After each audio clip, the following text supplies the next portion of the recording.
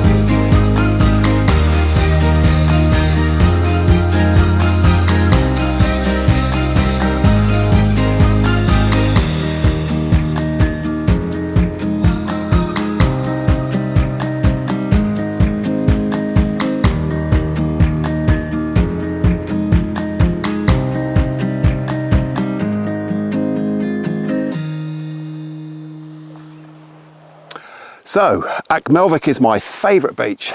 It's not necessarily the prettiest beach or the best beach, but it's my favourite, and it's my favourite for one reason.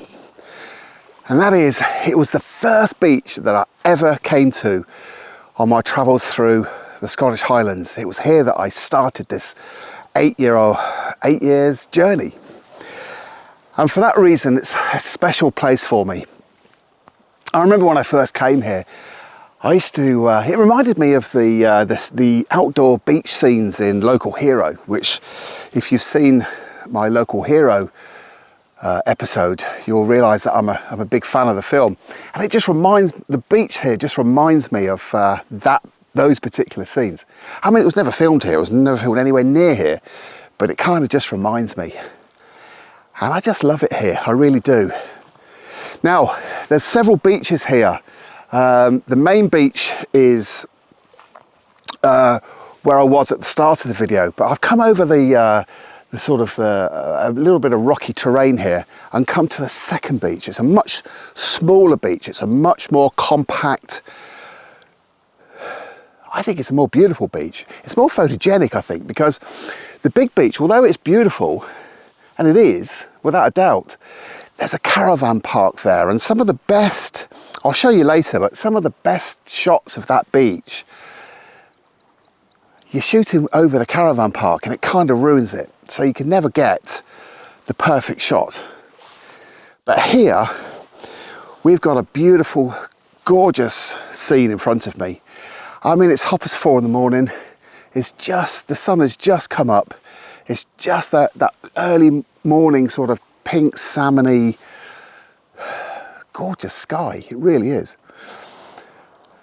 But yeah, I've composed it. I haven't taken it yet, but I've composed the shot.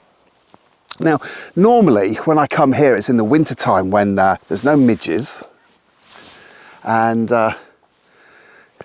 buggers. There's no midges, and it's a lot wilder. These seas are really, really brutal in the winter time. Well, probably for about 7 or 8 months of the year, they're pretty brutal. And to stand where I'm standing here is pretty tricky, I have to say. But today it's just totally been tamed by the weather conditions. The water is flat calm. So what I'm going to try and do, because there's no drama, there's no action in the photograph itself, I'm going to accentuate the calmness of the image. So for that reason, I'm going to put a couple of filters on this shot. Firstly, the polarizer, because as you can see behind me, there's a sort of there's the reflection of the sky in the water. So I want to put the polarizer on just to cut through that glare. I mean, that's standard fare, isn't it, really? You don't need me to tell you that. But also to accentuate the calmness of the day, the morning, I'm going to put a filter on. Now, because it's only 4:30 in the morning, it's still quite dark. I think if I put a 10-stop filter on, it's just too much. It's too much, it's unnecessary, and the exposure is going to be 4, 5, 6 minutes, and it's just it's pointless, really. So I'm going to put a 6-stop on and look to get an exposure much more 30, 40, 50 seconds. I haven't checked it yet, but it'd be around about that figure, and that's sufficient. But yeah, the polarizer is cutting through this glare, and it's really bringing out the bedrocks on the seabed, so it's beautiful. But yeah, it's gorgeous, it really is. I always love coming back here. I'll probably come back here, I don't know, every 2 or 3 weeks. It's a real favourite of mine. It's so calm. But I'll take it behind the camera, show you how I'm composing it. Well, what I'm going to do is actually I'm going to do a male shot, a 65 by 24 cinematic aspect ratio, because I've got these rocks here in the foreground on the right hand side of the frame, so those rocks are really holding everything together. And then we've got the distant hills there, yeah, they're not mountains, they're just hills. There's distant hills here. And that's, again, the shape of the bay is just leading you straight onto the beach. And then on top, 3/4 of the way up the hill, you've got a house, but it's quite a photogenic house. It's not it's certainly not detracting from the scene. It blends in quite nicely with the photograph. But yeah, we've got these 2 beautiful beaches in front of us, and yeah, cinematic aspect ratio. If you've never tried it, it's brilliant. I used to have a Hasselblad X-Pan back in the day, in the early 2000s, and that's what really got me into this cinematic ratio, this mailbox ratio. As well as watching some Quentin Tarantino movies, which are also shot in that mode. So, but yeah, this is good. I'm enjoying this. It's what landscape photography is about, isn't it? It's supposed to be fun, you're supposed to enjoy it. And I certainly am. Right, gonna get this shot done, I think. Yeah, let's do it. Yeah, so I've taken the shot, and I'm reasonably happy with it. And I'll just show you the filters that I'm using, which are the KASE magnetic ones, which they're ideal for me, particularly working up here in the Highlands, where the weather, believe it or not, the weather can be quite brutal at times. Well, most of the times, actually. This is very unusual, but I guess we're in the middle of the summer. So yeah, I put the polarizer on, and the magnetic filters are not only because of the weather, but also the precarious positions I find myself in here, perched on this end of this cliff. I remember the days when I used to have the rectangle ones, and it was always a little bit worry whether the screws were correctly tightened, but here I don't have to worry about things like that. So I put the polarizer on, just spin it to the effect that I want. This is the 6-stop filter, which I mentioned. Just make sure I don't sandwich a midge in between the 2 of them. And let's have a look. It's getting brighter by the minute now. You know, I think initially I was looking at 50 seconds. I might now be down to sort of 40-ish. But yeah, I'm going to take a shot at 40 and see. But it looks nice. It really does look nice. It's idyllic, isn't it? Anyway, let's see how this looks.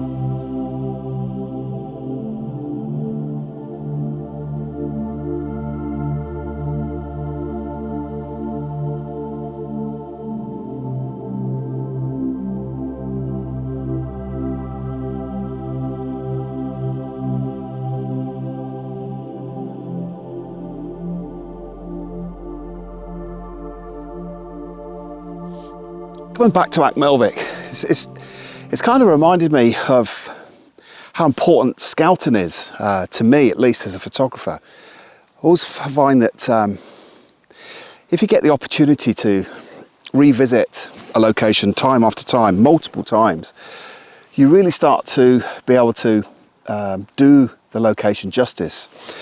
And you do tend to start coming away with some really decent photographs, and in different weather conditions, different lighting conditions. I mean, I've been coming to Melville for eight years or so now, and it's never the same. Two trips running, it's always different. The way that the light interacts with the water and how it interacts with the hills here, and you always get different skies, and it's just. Every time I come here, I get a different shot, but it's just ever so handy for me just to be able to explore these locations in great detail. Very fortunate to be able to do that, but you know, I'm not fortunate enough to be able to do that in other locations. You know, if I went down to England or to Wales or to Ireland or abroad, I wouldn't have the luxury of being able to scout these locations and visit these locations multiple times. But I am here. And it just reminds me of how important it is to keep on coming back to these locations in different conditions. And your mood changes. We're all human beings. Sometimes you're happy, you're euphoric, sometimes you're sad and you're melancholic. And that's reflected in the photographs that we take. Being eaten alive here. But this is gorgeous. If it wasn't for the midges, I could stay here for hours, but they're driving me away. So let's pack up and let's go and visit the larger beach, and let's see if we can get some more shots. So just walking from the small beach where I've just left you towards the bigger beach, which you can now see behind me. But you can see the caravan site here, and it really is. From a photographer's point of view, it's a bit of a shame, but it's there, so we can't do anything about it. All we can possibly do is to eliminate it, or at least reduce its effect, which is difficult because you can see it's such a beautiful beach. It really is. And also the sun's trying to come out, and it's a really, really nice light. It's very calming.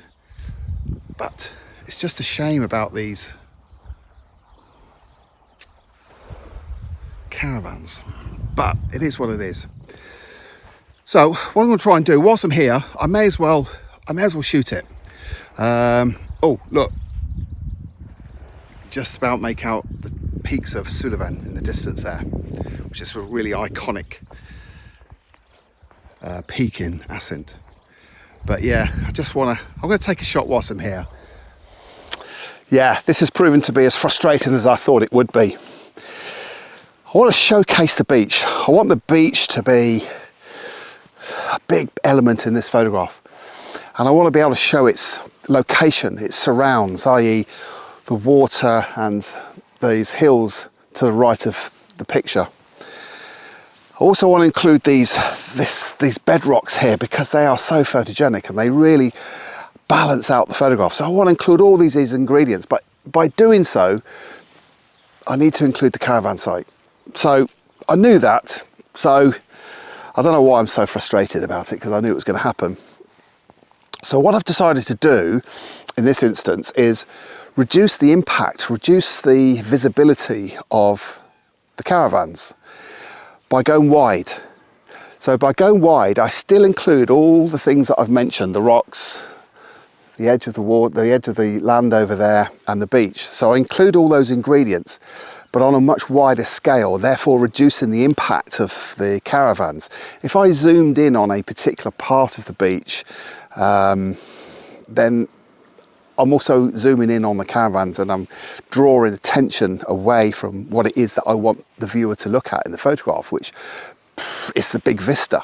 You know, it's the layers of the rock, the beach, the water, the sky, etc. So it's the layers that I want to be able to build here. So unfortunately, the caravans are there. So I'm not going to beat myself up over it. There's nothing I can do about it. It is what it is. So in order to go wide, I'm going to go on a Fuji 20 to 35mm lens. So I'm shooting at a 20mm, which on a DSLR is around about 16mm. So it's quite wide.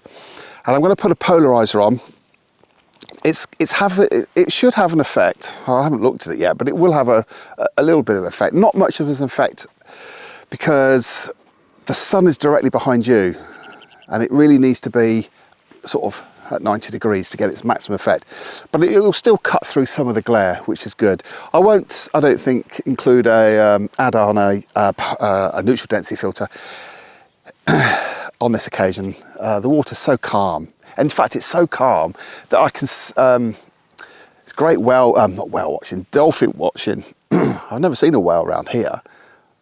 I'm sure there are, but I've never seen one. But I've seen dolphins, not today, but this is ideal dolphin spotting conditions, because anything that breaks the surface, I can see. I've seen seals, so I've got half an eye on these dolphins, because I know they're out there. I'm just waiting. So now I'm also waiting for the sunlight to just peep through the clouds behind you. You can just perhaps make them out in the distance there. Just want it to come out a little bit further so as to light up this bedrock here, and therefore further enhancing the rock's presence. But it is beautiful. In fact, I'm going to take the shot. I don't know why I'm talking to you now. I'm going to take this photograph and see how it looks.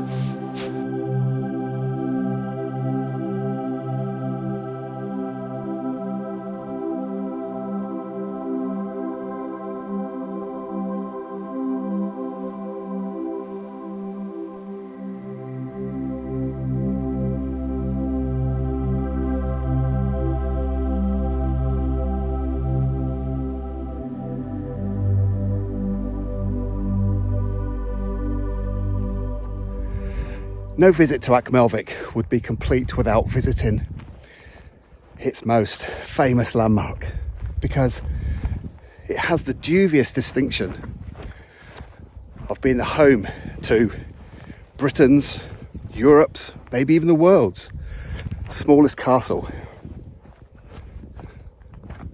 Let's go and have a look. So here it is, the smallest castle in Europe, smallest castle in the world. What do you reckon? It's got potential, yeah? It's a bit of a doer-upper. Just one bed in there, just sleeps one person. So the story goes is that the guy who was commissioned to create this, design it, build it, when he completed it, he slept in it for the first night, but he was so embarrassed by what he'd created. I don't really understand why, but he was so embarrassed by it that the following day he fled. He fled back south of the border and down back into England, never to be seen again. What do you reckon? I think it's got potential. It's a doer-upper. It's got potential. Well, I've come over to the other side of the bay because I was hoping to be able to show you the photographs, the different type of photograph that you can take from the opposite side from where we started off earlier on this morning. But unfortunately, or fortunately, whichever way you want to look at it, unfortunately for me, the sun has come out, and it's now restricting the direction into which I can photograph. And by photographing from here across the bay, I'm shooting straight into the sun, straight into the wishy-washy light. So, normally living and working up in the Highlands, I don't normally have this problem with the sun being out.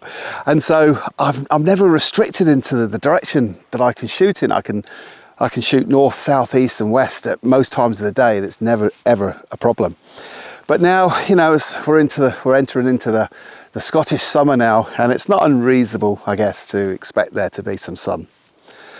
And so unfortunately, I'm not going to be able to show you what it looks like from this side of the bay, but I will be back for another episode. But I'm not going to be defeated. So we're going to get back in the truck. I'm determined to get one more shot before I go home. So I'm going to get back in the truck and just drive up to a different location nearby to here. And I'm fairly optimistic that the direction of the sun will work in our favour. Let's hope so, fingers crossed. So yeah, let's get everything packed up in the truck, and I'll see you at the next location.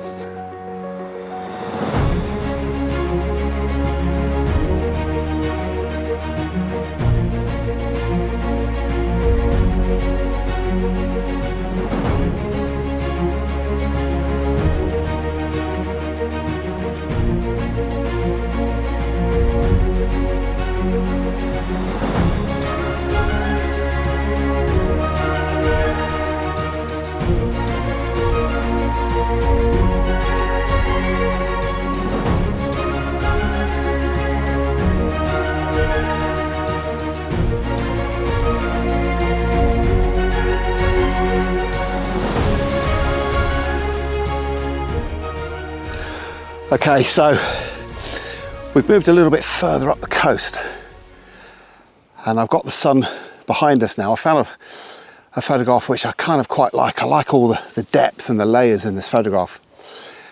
And we've got the sun behind us, so at least we've got that in our favour. And the day's developed into quite a harshly lit summer's day. But that's not to be unexpected because it's the summertime, so you know, there's not many people who have the luxury of being able to pick and choose the days that they can go out with their cameras, and so therefore you have to play with the cards that you've been dealt with on the day. And today I've been dealt a beautiful summer's day, which is not conducive to getting dramatic, evocative, amazing photographs, but I see it as an opportunity to practice. I see it as an opportunity to still work on composition, and I still think there's value to be had in coming out in these conditions, because you know, if you think about it, you know, a footballer will train Monday through Friday in preparation for Saturday's game when he has to be in peak condition, and this is the way I view this. This is just a training exercise, so that I can hone my compositional skills. I can get more and more familiar with the camera and the lenses and the filters, so that when the day comes when it's dramatic and it's brutal and it's chaotic and it's lively, I've done all the practicing, I've done all the hard yards, and I'm ready. You know, I'm not indecisive or faffing, because these are the days where I've been practicing and training. So even though I'm not going to come away with any dramatic photographs, I still see it as a valuable few hours spent out with the camera. And I think a few hours spent out in the landscape with the camera is always good. I think there's always huge benefits to that time. But anyway, back to this shot of all my legs, my knees. I've got it composed so that I've got lots of layers, lots of depth to the photograph. You've got this marron grass that you can see between you and me, which is I'm using that as an anchor in the foreground, just to provide that anchor depth, that first layer of depth in the photograph. And then I've got the layers of the beach and the rocks and the sea and the water. And I've got a small subject where I've got the old salmon fishing bothy on the far right hand side of the photograph, which is holding that side of the image together. And then on the far left of the photograph, I've got some rocks that are further out to sea, holding it all together. So it's kind of been held together in the foreground, and it's been held together on the right and the left. So it's a nicely balanced photograph with lots of layers and lots of depth. So it's just a useful exercise for me that, you know, when I come back here on a chaotic, brutal, windy, haily, snowy day, I know where to come. I know the composition I'm looking for, and I know the camera settings and what the lens I need and the tripod height that I need. So, you know, when you've got those conditions in the winter, time is of the essence. You have to react quick, and being able to put the hard yards in on a Scottish summer's day, albeit it's not what I'd wish for right now, but it is what it is. And I hope that I'll see some value to it later on. So I'm going to crack on with this photograph, and let's see where we go. I've got the 20 to 35mm wide angle lens on. Again, I'm going for a cinematic photograph, so as I've got the two elements to the left and the right of the frame holding it all together. So yeah, polarizer. I'm going to spin the polarizer around just to see what difference it makes. It's incredibly calm. There's no need for a neutral density filter. There's absolutely no value to put in a neutral density filter on here. And in fact, all it will do is these grasses are moving, and all it will do is it might just not be the effect that I'm looking for. But yeah, I'm looking forward to that. Let's get it photographed and see how it looks.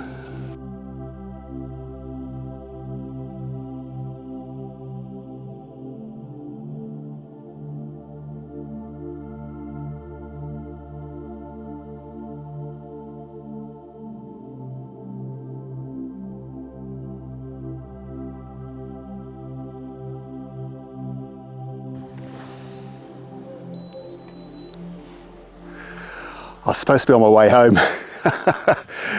I should have been home hours ago. I only popped out and then I came out and now I'm out. I think when photography, when you've got such a passion for it and you love it so much, it's difficult to tear yourself away from it when you see a photograph. Even on a day like today when it's a bit holiday brochure, it's a bit, the Scottish tourist board would probably like these types of photographs. It's still nice to take the photograph, isn't it? Because I'm so used to seeing these landscapes in wild, chaotic, brutal weather conditions. It's nice, it's just nice to see it like this. You don't often see it like this, so I'm just going to grab the shot whilst I can. So what I've got here is it's just a pure landscape photograph. There's just the relationship between the land, the sky and the water, and it's just a very simple, straightforward photograph, but it's beautiful. I love it. I don't know whether it's any good, but I love the photograph. I love the scene, at least. But yeah, so I've just quickly got my camera out and got the 20 to 35mm lens on. I'm shooting at 20, which again, as I said earlier on, is 16mm for a DSLR. And I'm using the polarizer. The sun is almost at 90 degrees, so I am actually getting quite a decent effect off the polarizer. But it's just a beautiful scene, and I'm a sucker for taking a photograph like this.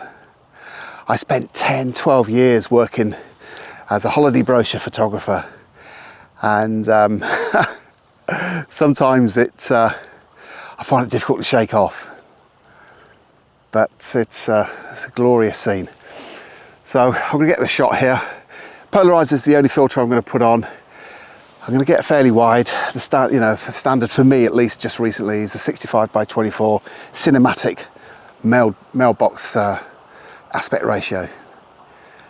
But it's just a nice holiday brochure shot. And I thought I'd just grab it before I go home, because I only said I was going to pop out, and now I'm out.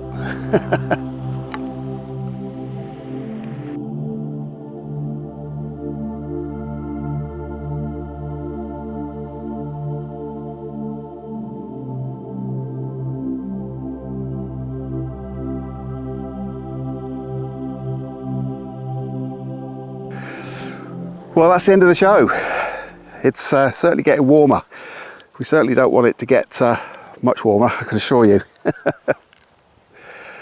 It's been lovely to come out on a day like today. It's very seldom that I see these landscapes in very calm conditions, and it's as beautiful as it ever is. It's I mean, we always want drama and chaos and lots of emotion in our photography, but sometimes we get these conditions, and I think that these conditions of great value to me. I've benefited from being here this morning with just fine-tuning some of the compositions and looking at some filters, and it's been lovely. I've really enjoyed it, and I hope you have too. And if you have, please consider liking and subscribing to this brand new channel of mine. All your comments and your likes are very much valued by me. But for now, I'm going to head off home. Thanks ever so much for watching, and until next time, bye for now. Bye bye.